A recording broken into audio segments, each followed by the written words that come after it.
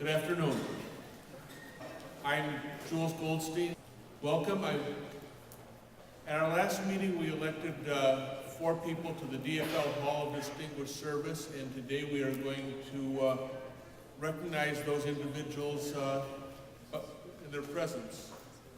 Again, the highest honor that the Central Committee confers is admission to the DFL Hall of Distinguished Service, and we have 4 people to deal with today. We are recognizing today Ray J. Anderson. Ray J., as he was known to all, was born on the 4th of July in 1915. He was a farmer his whole life, active in the agricultural movement, served as treasurer of more campaigns than people can count, and they kept coming back to him because he was good at it and honest, always important treasurer. In 1975, he was elected to the Democratic National Committee. Sharon Josephson called him a man of few words, but when he spoke on behalf of American farmers, national, state, and local officials listened. Ray J. passed in 2010, so we're presenting his certificate tonight to Paul Wright, the chair of the 7th Congressional District DFL, who will pass it on to members of his family. And Paul, would you like to say something about Ray J.? Well, just that Ray J. was the kind of guy we want to honor with these types of awards. He's credited with writing the first ag plank in the platform, DFL platform. He's been an advisor to many and really represented the F in DFL quite well. So on behalf of Ray J. And his family, I want to thank you all.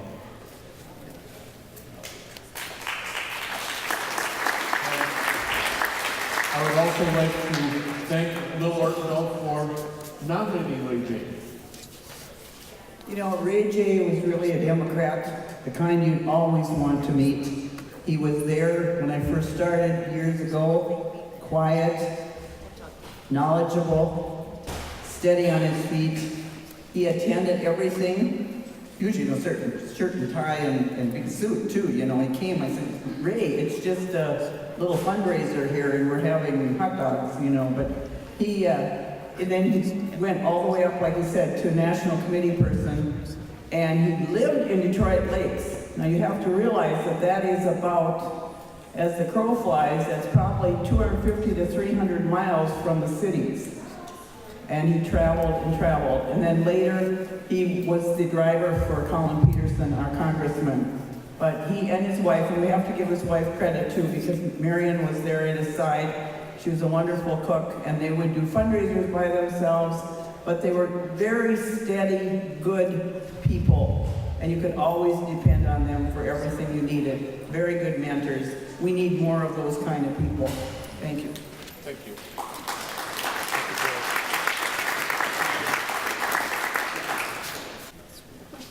The next person we are going to be recognizing is Jack Davies.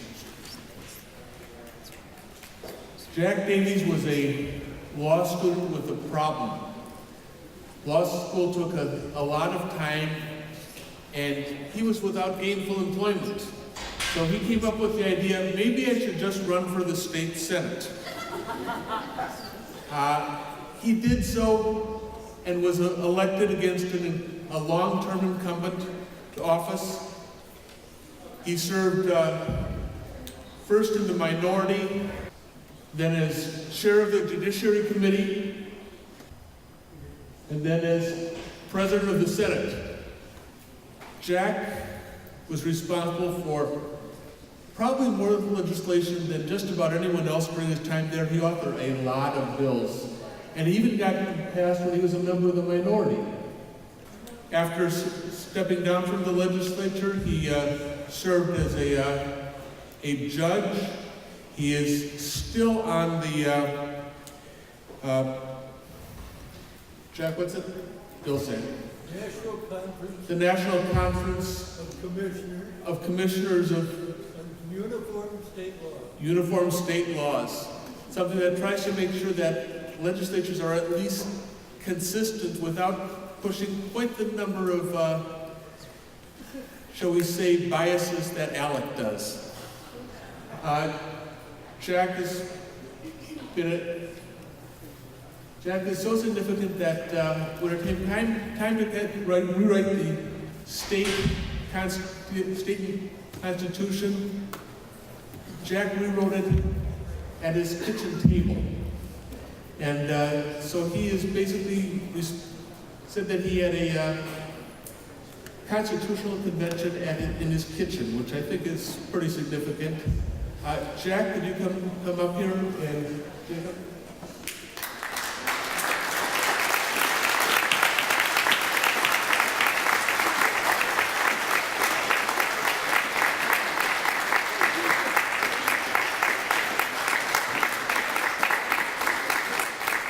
I'd like to present your certificate and ask if you'd like to address the body.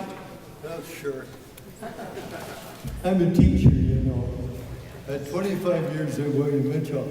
Anyhow, my main lesson is one that this group that's left hardly needs. The world is run by those who show up. Keep that alive, and if you get a chance, give me credit for it. That's the one I use.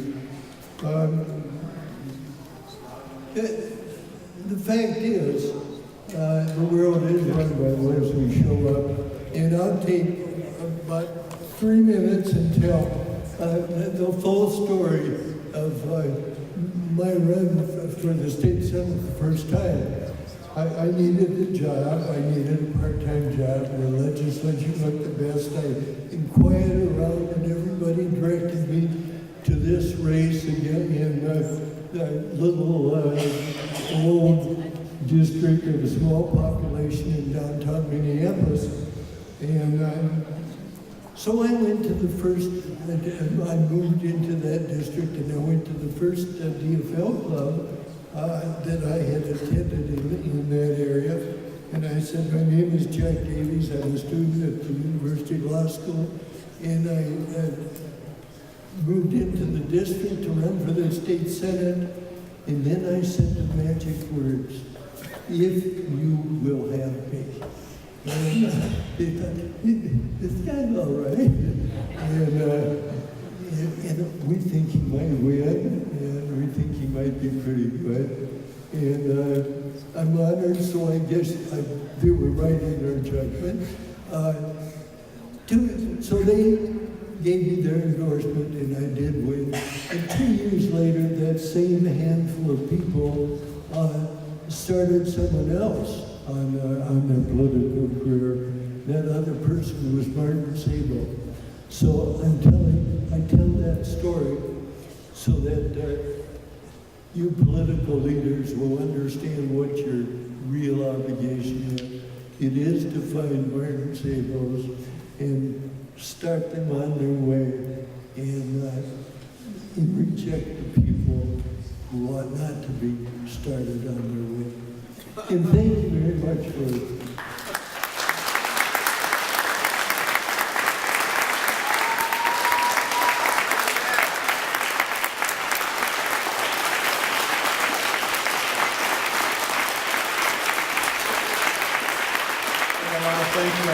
Jacob Griffin for nominating Jack. Thank you. The next person we are recognizing is Josie Johnson.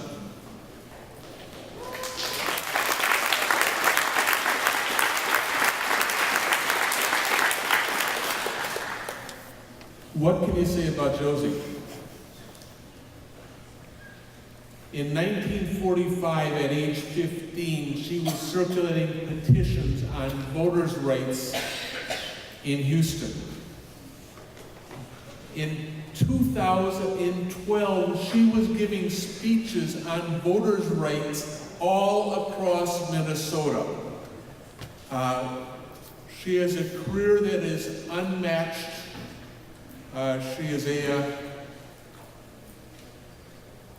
well, I just can't describe her.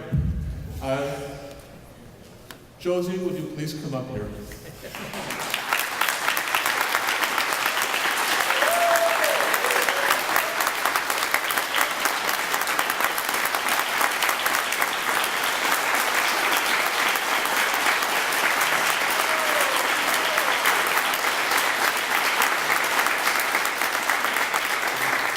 Josie, on behalf of the State Central Committee, I wish to present you with this certificate inducting you into the DFL Hall of Distinguished Service. You have some words for the body. First of all, let me thank you sincerely for that welcome. It's a real joy and a great sense of gratitude to be recognized by people with whom you've worked almost all your life. So I thank you for that. What I found very interesting today was that we are still working at the issue of affirmative action. And that in the party, 40 years after we tried to introduce for our affirmative action the engagement of different people, different ways of expressing support for the party, people who looked different from each other, that we would deliberately write language that encouraged and supported that engagement. I want you to know that I'm old enough that back in the early 60s, I ran for governor. I went to a DFL convention. A group of us had decided that we needed to be dramatic about this interest in affirmative action. And so I was the candidate for governor of Minnesota, and gathered there was on the agenda to speak in support of my candidacy. You may not know this. And I spoke about affirmative action. Affirmative action. And encouraging the party to speak up affirmatively about engaging all of us in our party and getting a response from all of us, to hear all voices, to see all faces, to make us the party that we know we are. That was back in early 60s. Here we are, my friends, in 2013. Now, I don't think I'll live long enough for the 2016 call, but I will be there in spirit and hope that we will someday understand what we mean by affirmative action of all voices within the party. Thank you so much for this.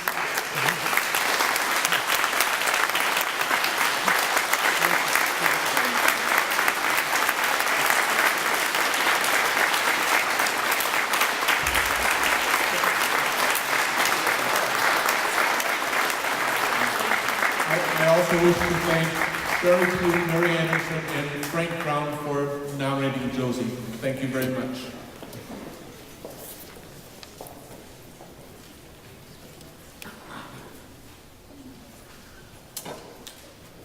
Our last inductee today is David Mingy. David Mingy served as congressman representing the 2nd Congressional District from 1995 during the 1990s. It was a conservative district. It had only elected Republicans, at least for the previous 50 years. He managed to get himself elected and did a good part about encouraging people to be active.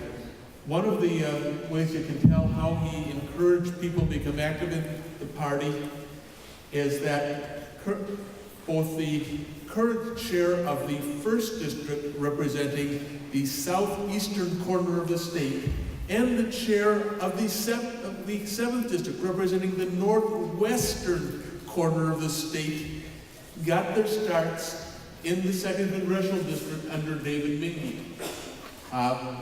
It shows the sort of influence that he had and how much he helped the party develop. After he stepped down from Congress, he spent a term as judge, so he had to step away from politics for a while, and is in fact continuing on as a senior judge at this point, so he still is in a situation where he can't speak much in politics. But he is still interested. Now, David Mingy happens to be out of the country, but he pre-recorded a statement to you, which I'm going to play now. Well, I'd like to thank the Central Committee, the State DFL, for this Distinguished Service Award. I'm honored to be recognized for the work that I've done on behalf of the state of Minnesota and our nation, and my work in Congress as a member of the DFL. I have always respected the political process. I feel that this is the way that we make decisions here in a free and democratic society, and self-governance is a rare opportunity in the history of our civilization. We have had this opportunity for, 230 years here in the United States, and it's our responsibility to make it work, and we have to make it work as citizens. And the DFL has been instrumental in making this process work in our state. We have had many leaders of national stature, and I feel that certainly it's not just the water, it's something about our lifestyle, it's about our political institutions that have nurtured and accepted and encouraged and supported people as they have run for office. And I would have to say that in my experience, the DFL was very open and embracing, and they would say, no, we want you to do what you think is proper on behalf of your district, your people, and our nation. And we're here to support you in whatever way would be most helpful. And I have had that support, and I had that nourishment for my 8 years in Congress in 5 different congressional campaigns.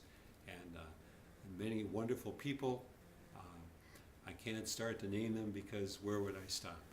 But there I was, from Big Stone County down to Martin County, from Rock County up to Scott and Carver County and Wright County. And that area of our state, encompassing I think 28 counties, included some areas where DFL rarely had ever gained a majority in a candidate for office, and other counties where we'd had majorities consistently over the years. And all of that DFL support for me was what enabled me to be a successful campaigner. It was also what enabled me in large part to be able to represent the area and do so in a way that I was proud. And so I would like to thank the DFL for this recognition, and I'd like to thank the DFL for that support. In 2001, I left Congress. In 2002, I became an appellate judge here in Minnesota, and I've been honored to serve in that capacity. And even though as a judge you withdraw from political life, and I have done that, I still have many fond memories of the years that I was closely associated with the DFL. Thanks again.